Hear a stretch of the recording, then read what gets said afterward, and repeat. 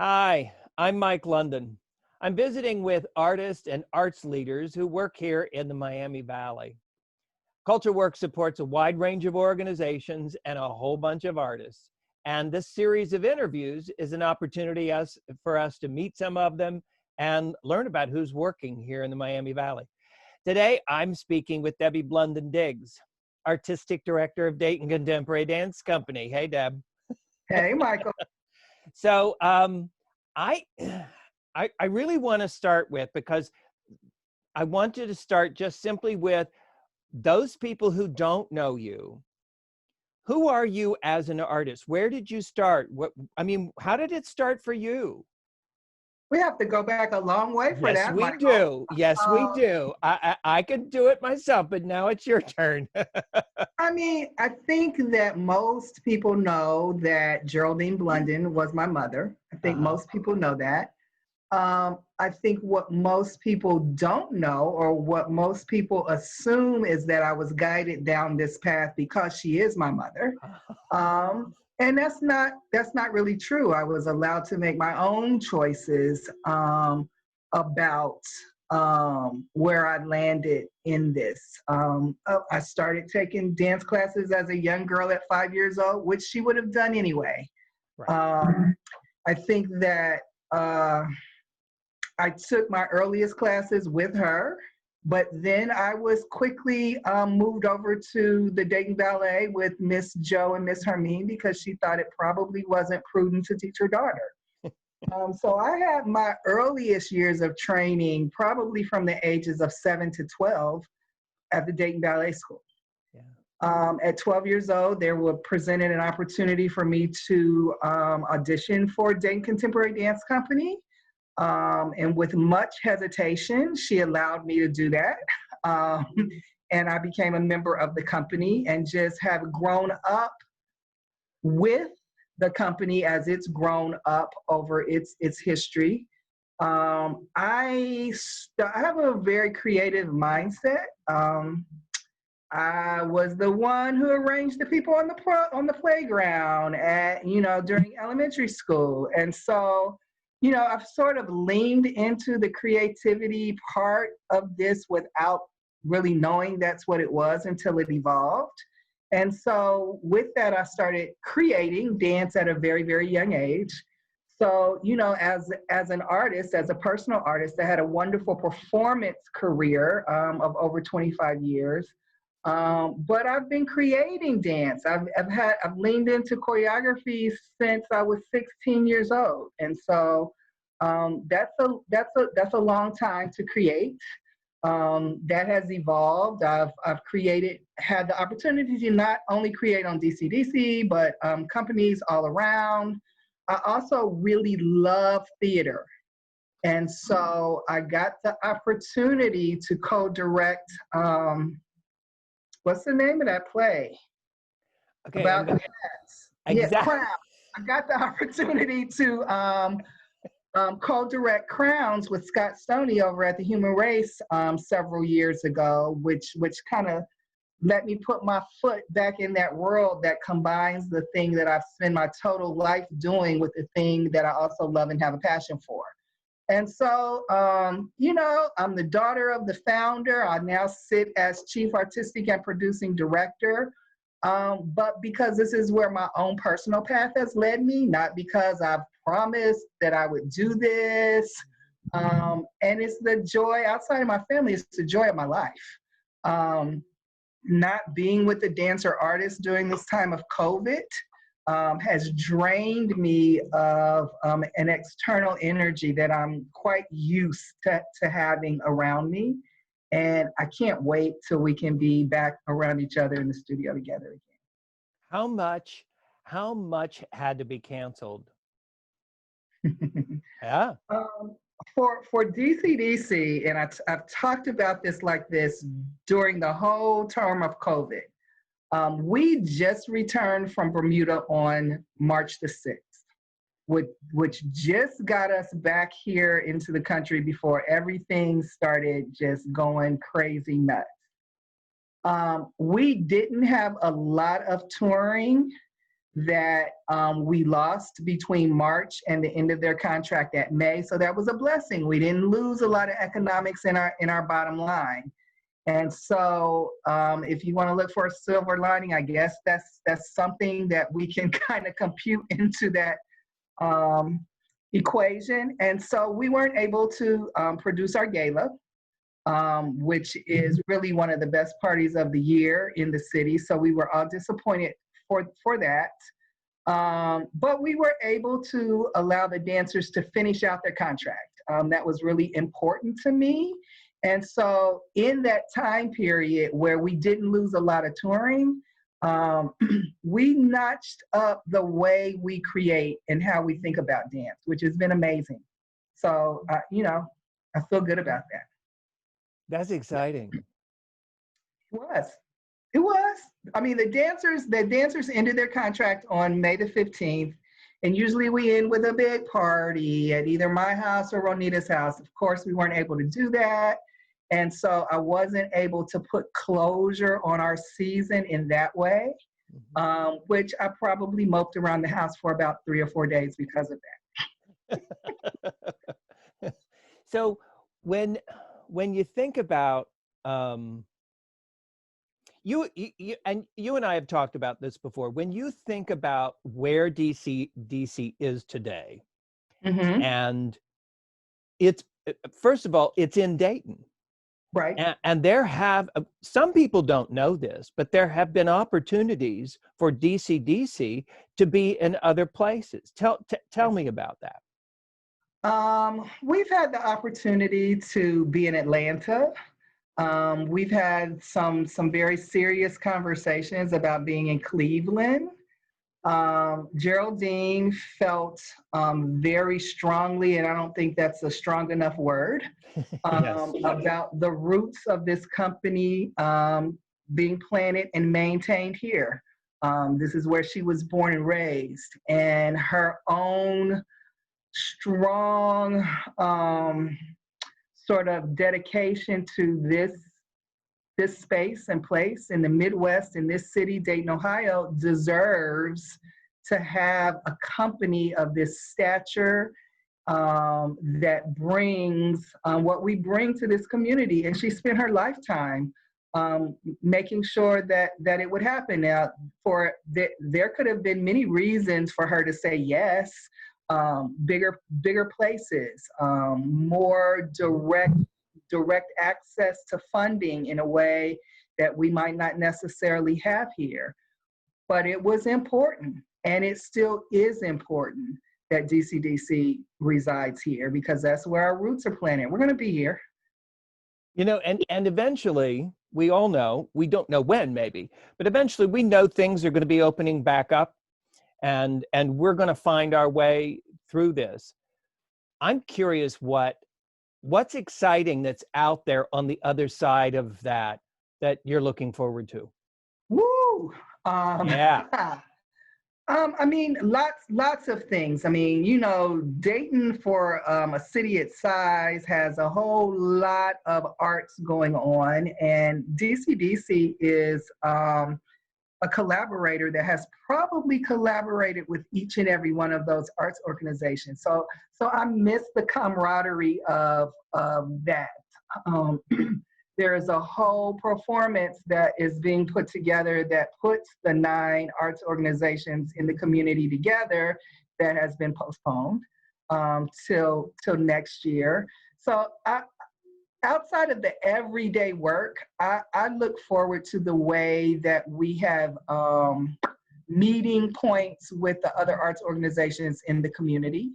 I look forward to being back with the dancers, creating what's next to me. My whole verbiage about this, as we're scrunching numbers and wringing our hands and trying to figure out what we're going to do, is, well, whatever we do, I want to position ourselves to come out of this strong. I don't want to weaken our position in this time. And so we have to come up with some values and some ways and some thought leadership about how we can do that. I mean, you're hearing numbers that it's going to take the country 5 years to rebuild economically.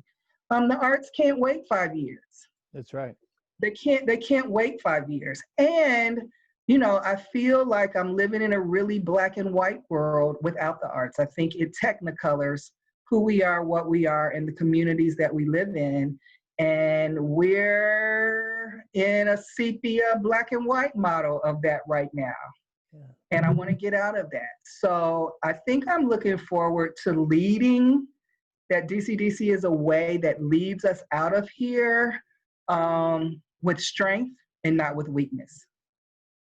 Your dancers, you've talked about, the reality of the connection with them and missing them. Do me a favor, just for those people who don't know who they are, there's so many people who have seen them, and yet they don't know who they are. I've had the opportunity to include one of them in this interview. I'd love to be able to have more, but who are they? Where do they come from? They come from all over. I have very few that are left from this community. Sherry Sparkle Williams, who, graced the stages for DCDC for 46 years, Yes. dancing for 46 years, is from this community. Michael Green is not from this community. Stevie Lamlin, who finished the season with us this year, was from this community. Those are the only dancers on our roster that were from Dayton, Ohio. So they come from as far away as California. The one dancer that you did interview, Elizabeth, is from Toledo. I got dancers from Indianapolis, Atlanta, Memphis. They're from all over. And they come, I believe, you would have to ask them, because I think what we do here is pretty incredible and pretty special. What is it that's special about them that you've learned as they get here? Well, actually, Michael, I learn a little bit before they get here. Yeah. In our audition process, and when I say this, I think it kind of astounds people. I don't always hire the most technically proficient dancer in the room. That's not necessarily what I'm looking for. I am looking for dancers that show me a piece of themselves in the audition process. Now, it's not an easy feat.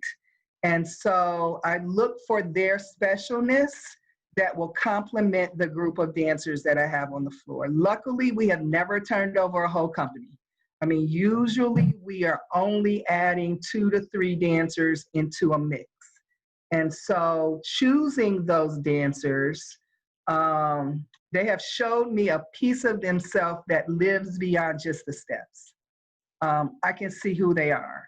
And so when they come here, I think we provide a space and a place that allows them to be themselves and to grow themselves as artists. So if you would come into my studio and the dancers are just sitting around before class, you are thinking or saying, so this is the group of superior artists that she has been talking about? And yes, we're such an eclectic group that when you first see them, that's what you might think.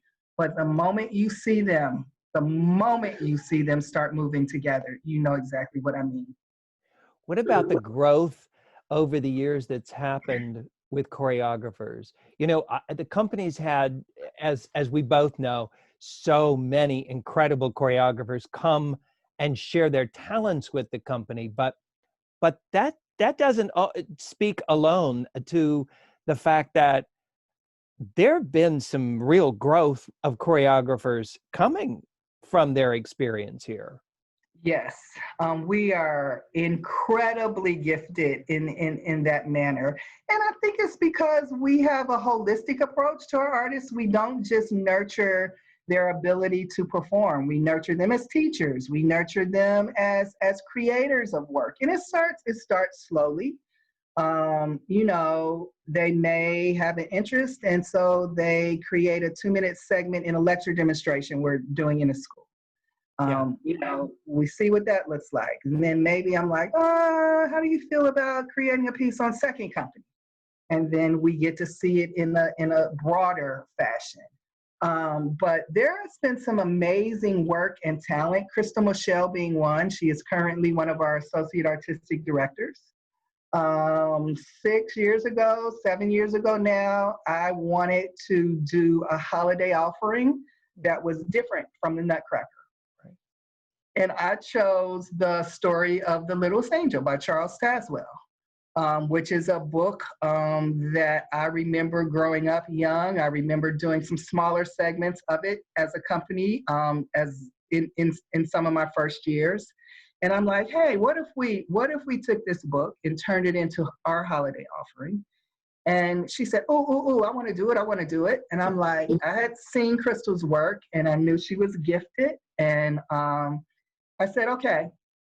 And so after I said, okay, I thought to myself, I have turned this full length evening ballet over to someone who is clearly gifted, but not necessarily as experienced as you would think someone would be in creating a full-length evening work. It is one of the most incredible works I've ever seen.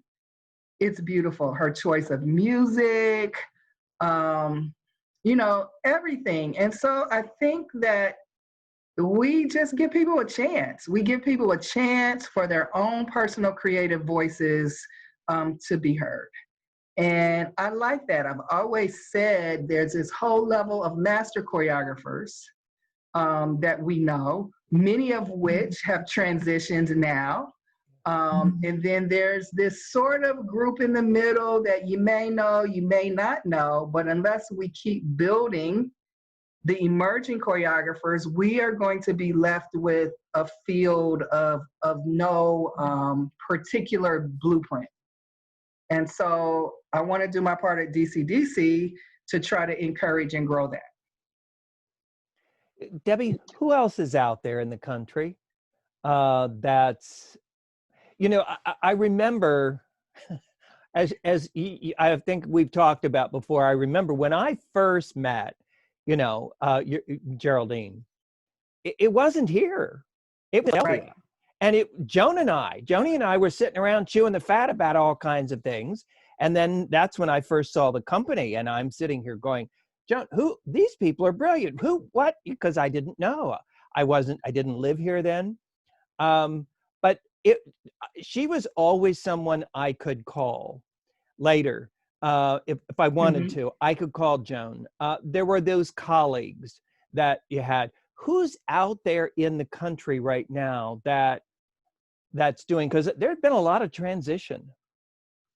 There's been a lot of transition, but DCDC's affiliation with IABD, International Association of Blacks in Dance, has kept me personally and the company connected to the Black dance sector. So Joan is still there. Yes. Joan is still there. Cleo Parker Robinson out in Denver is still there. And we're watching transitional succession in those companies. Malik Robinson is Cleo's ED now. And, Lula Washington Dance Theater is there. Their daughter Tamika is poising herself for succession. Dallas Black Dance Theater has gone through what we would call a real succession plan. The founder, Ann Williams, Miss Ann, has stepped down. Miss Melissa Young is now artistic director. And so I find myself, I was just talking to somebody about this earlier today, I find myself in this alleyway between the founders, because I wasn't a founder, clear about that. Geraldine was the founder. And then the up and coming generation, and I find myself in this path. So I'm trying to define what my role is in this space and place, and I think part of it is to help usher them in to what this legacy is, what this huge thing is. I think we all understand about standing on the backs of our ancestors. We know what that means, but what does it really mean to do the work in real time? Honoring what has already been done before us, but ushering in the new ideas and the new trends of where we are now.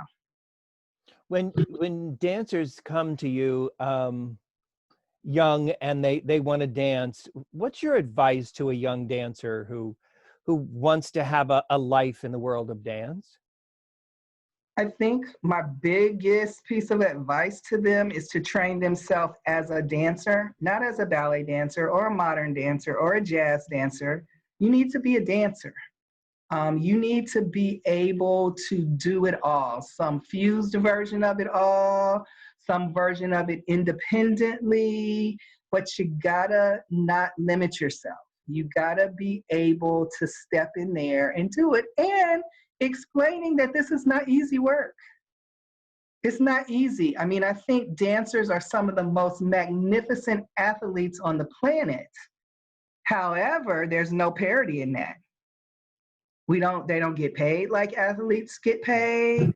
They don't have I don't know, the surrounding support systems, gyms, physical therapists, doctors, whatever. We don't have that, but we still are incumbent on our bodies to do our work.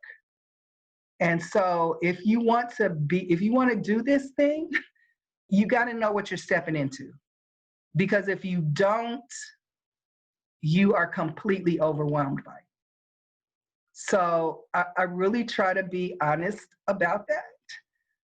And the people that they think, oh, she just decided 2 weeks ago and now here she is. Those people have spent a lifetime training and being ready for this. It takes time. And they have to know it. And a lot of time at 21 and 22, I see young dancers being very disappointed. They're not a this or that. I'm like, well, it takes time to be a this or that. But I'm 21, I'm 22, you're still young. You're still young. They have to just understand that it's a journey. It's a journey that takes the time that it takes. I'm curious, there are those people who are part of the audience. Yes. That, and you're going to know what I'm talking about. There are those of us who come to the theater and we know the work sometime. We know individual specific pieces. There are others, it's their very first time coming. There are those who've never been. So my question for you is this. Let's say there's somebody out there who's watching this interview and goes, oh, I'm curious about this. This is one of our arts leaders. And they go, I want you to, if I'm that person out there watching, aside from the fact that I'm really interested in what you're talking about, what could you tell me to bring me into the theater to see the dance? What's waiting for me there that I don't know about? I mean, I think I would say that what's awaiting you is an experience that has the ability to touch your human spirit. I think the dances that we do are the conversations that we have, sometimes about our culture, sometimes about current social issues, sometimes about nothing at all, but in its beauty, the nothing at all is so beautiful that you're so transfixed to it. You see incredible athleticism in the dancers and in the bodies. But you come, and because we're a repertory company, because we're not reliant on the voice of one choreographer, I can bet you really big money that you will walk away from there really experiencing something that you love. And so to be able to deliver art that way is pretty phenomenal. But my caveat to that, to anybody who is asking me those questions, why should I come? It's like, you just gotta come because I can show you better than I can tell you. There's no way that I can explain in depth the experience that you will have if you would come to the theater and it's see. So true. Yeah. I remember, and you know this, but there, every few months, I try to make sure that my daughter and I get a chance to just go to dinner and do something together. And this started many, many years ago. And so we were talking about where, and I said, well, I'm going to DC, and she hadn't been. So she had that sort of, And I said, well, and I was explaining, and I said, well, just come. And she goes, okay. She's very open. What was interesting to me is that, and I remembered this because we've been a number of times, but this past year, at one of the last performances, I realized the time was coming, and so I got her on the phone and I said, "How about dinner and an evening out?" And she's like, "Great, Dad. Where are we going?" And when I said DC, she just lit up, and it was like I didn't have to say anything more than that because she'd already had the experience. It's what you're talking about. It's when we experience the art.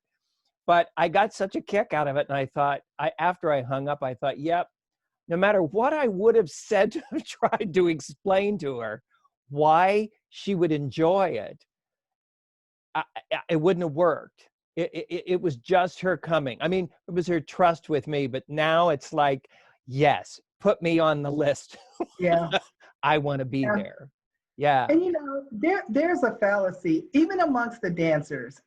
I'm not in love with every piece that we produce. We produce dance for different reasons.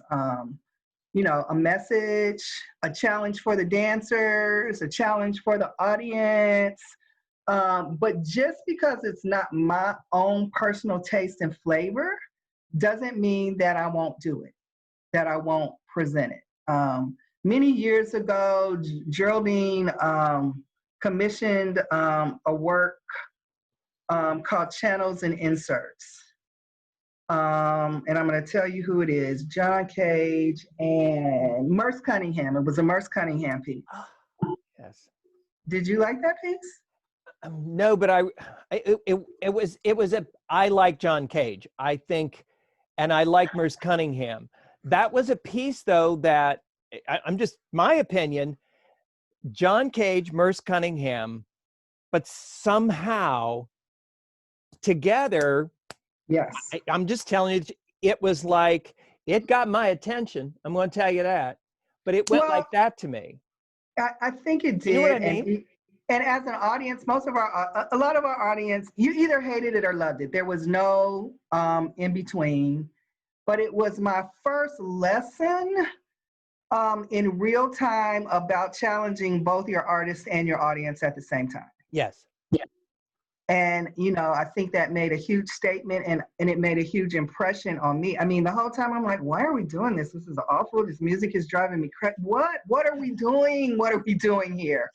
But first of all, DC, you know, got to perform a piece by a master choreographer, not in the Black dance sector, in the majority, in the world community. Absolutely. And so, like, okay, I get this. I see where we're going here. And so that has kind of always stuck in my mind about creating dance, not dance that just feels good to you dancers.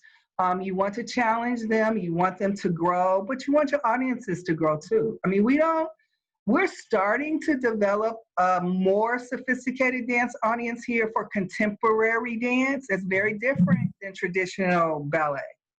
And so there's still work. There's still work to do. There's still, you know, work around this whole genre. The genre itself, contemporary dance, is just reaching 100 years old. So it's relatively new. But creating a space in this community for what can exist in contemporary art as high art form, as high dance art. There's high dance art that we do. There's performances that we do that everybody can reach into, like In the Spirit Of. It's religious based. And when I came up with that idea, I felt like we were losing our African American community. I was feeling like they felt we had outgrown them and left them behind. And I'm like, no. And so I wanted to create something that drew them back in where they were comfortable. And so it became really successful for us. I think that is part of DC's magic. We have the ability to reach you where you are also. We don't just bring you in and say, this is what we do, like it or don't like it. You know, we do a lot of things that meet the audience where the audience is. And I'm really proud of that work. It's interesting, as I've been talking with artists this past month or so, uh, I've asked any number of them, who do you see in our community that excites you? And it doesn't have to be in your discipline. And this is, I've talked to painters and photographers and artists of all different kinds. And it's very interesting to me that when I ask them about who's exciting and inspiring, DCDC is one of those arts and artist organizations that is inspiring other artists. I'm curious for you, who's around doing things that are exciting and inspiring for you in the community? You know, I think that Sierra Leone and the work that she does with her poetry is exciting to me. Out of DAI, a young woman by the name of Natasha Spears works with a group called Metaphorically Speaking. The work that they do is really on point and inspiring to me. Um, I'm going to say that all of my colleagues are inspiring because I know how hard this work is that we do, but I will tell you, anytime I get to collaborate with Maestro Neil Gittleman is the biggest treat of my life. I love working with him. I love how he jumps in feet first to the projects that we have done together. And he's just a dream to work with. You know, that's great. So Debbie, I'm going to talk with Neil tomorrow. Mm-hmm. Okay. Mm-hmm. So I want you, if there's one question that I should ask Neil tomorrow, okay, you get a hint. He won't see this before. So Okay. give me one question that you think I should put on my list to ask Neil.